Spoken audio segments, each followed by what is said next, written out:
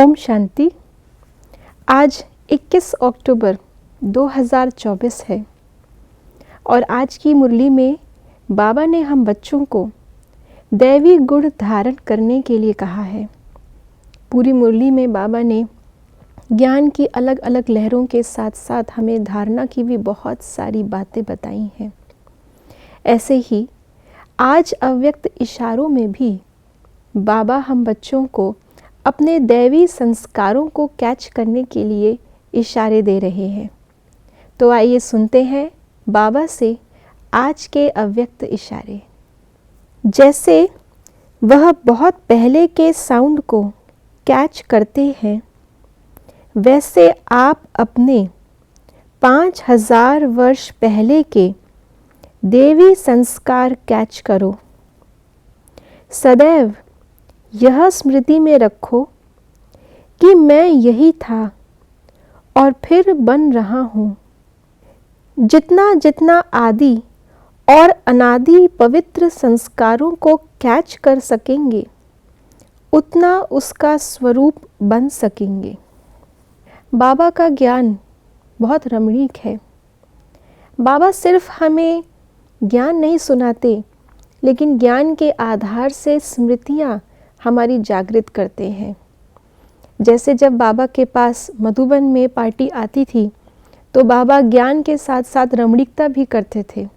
बच्चों को बोलते थे, जाओ दिलवाड़ा मंदिर जा कर के अपनी अपनी कोठरी फिक्स करो, अपने अपने यादगार देख करके आओ। फिर बार बार बाबा हमें अपने जो हमारे दैवी संस्कार हैं, आदि के संस्कार हैं, वो याद दिलाते हैं। बाबा मुरलियों में भी कितना वर्णन करते हैं, सतयुग में तुम ऐसे थे, वहाँ का भोजन ऐसा था, वहाँ के विमान ऐसे, वहाँ के महल ऐसे, वहाँ की एडमिनिस्ट्रेशन ऐसी, वहाँ की पढ़ाई ऐसी, आदि आदि। तो ये सब कुछ बाबा सिर्फ ज्ञान के आधार पे नहीं बताते, सिर्फ ज्ञान की रीति नहीं बताते, लेकिन हमें अनुभव करवाते हैं साथ साथ।